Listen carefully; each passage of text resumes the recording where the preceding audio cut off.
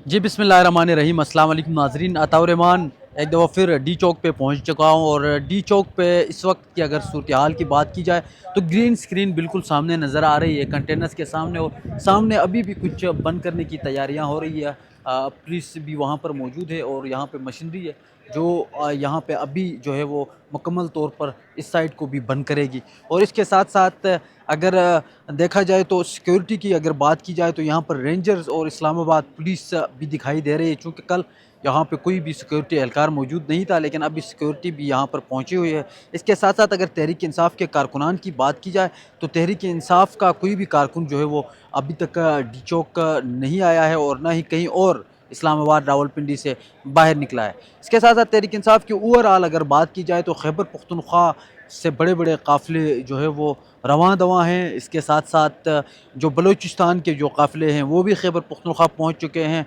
इसके साथ साथ कराची से काफ़िला भी जो है वो सवापी इंटरचेंज पे वहाँ पे इंतज़ारी में है। इसके साथ साथ पंजाब की अगर ओवरऑल बात की जाए तो पंजाब से भी बहुत सारे काफ़िले आ रहे हैं। आमिर डोगर और ज़ैन कुरैशी जो है उन दोनों को गिरफ़्तार कर लिया गया है।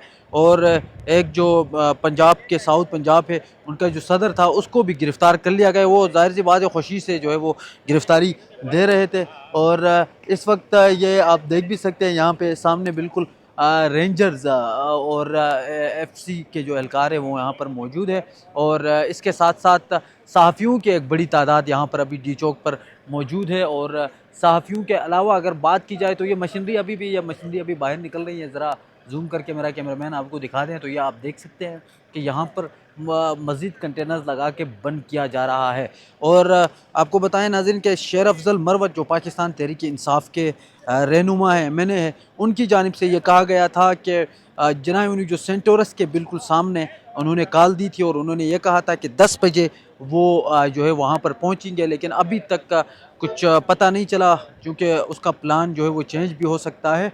जिस तरह पिछली दफ़ा एक दफ़ा उन्होंने कहा था कि मैंने पुलिस को कहा मैं इस रास्ते से जाऊंगा और निकला वो दूसरे रास्ते से था, तो ऐसा भी हो सकता है। तो मेरे ख़्याल में वो सरप्राइज़ ही देंगे। तो इसलिए अभी तक तो कोई कारकुन नहीं निकला है, कुछ भी अभी मतलब कोई शेलिंग वेलिंग का कोई सीन शुरू नहीं हुआ है क्योंकि कारकुनान निकले ही नहीं है। तो इसीलिए जो है वो पुरअमन माहौल है अभी। और बात की जाए अभी तो आगे थोड़े बढ़ते हैं। यहाँ पे कुछ जर्नलिस्ट भी है जो कल से यहाँ पर कवरेज भी कर रहे हैं, तो उनसे भी बात करने की कोशिश करेंगे। और इसके साथ साथ नाजरीन आपको ये बताएं कि यहाँ पे कुछ फैमिलीज़ आए, कुछ विजिटर्स आए लाहौर और सिंध और मुख्तलिफ़ एरियाज़ से, जो है वो लाहौर सिंध और मुख्तलिफ़ एरियाज़ से पाकिस्तान तहरीक इंसाफ के बहुत सारे कारकुनान आए भी हैं। मुख्तलिफ़ जगहों पे वो बैठे हुए हैं कि जब भी निकलना हुआ उन्होंने इकट्ठे ही फिर निकलना होगा। और सामने आपको ये दिखाते हैं, ये पुलिस ने जो है वो बाकायदा तौर पर शेल्स वेल्स और ये सारी जो है अपनी तैयारी की हुई है, हाँ, अपनी सेफ्टी के लिए।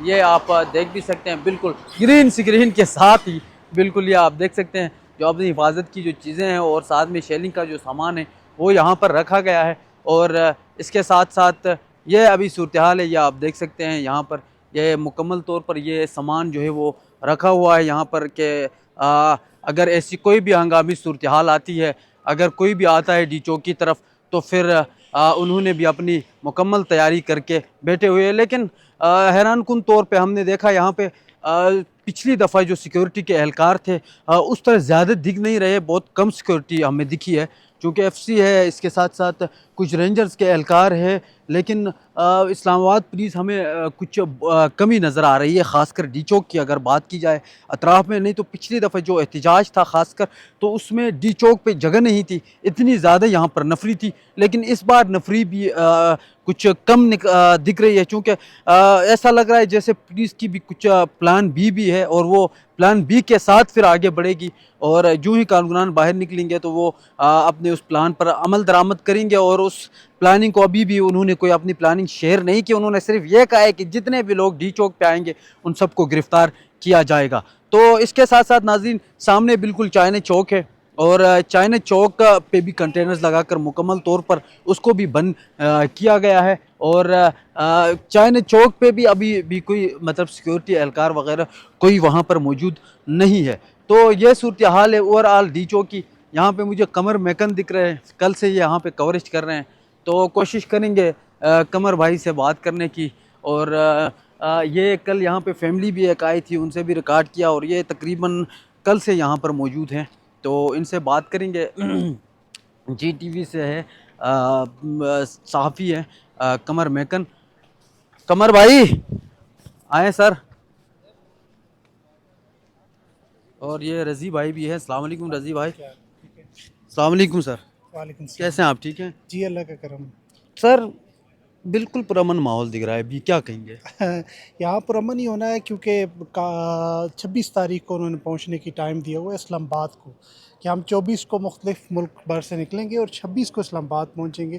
तो ये टाइम भी उन्होंने रखा है कि ताकि ज़्यादा देर दारुल हुकूमत बंद रह सके। तो हुकूमत दारुल हुकूमत तो 22 तारीख से ख़ुद बंद कर दिया गया है। जी 22 एहतजाज होते हैं हुकूमत पर प्रेशर डालने के लिए, शहर बंद होंगे, हुकूमती कारोबार रुक जाएगा, हुकूमत प्रेशराइज आ जाएगी। तो ये हुकूमत तो इतनी जाहिल है कि ये अपने कारोबार को खुद ही बंद कर देते हैं।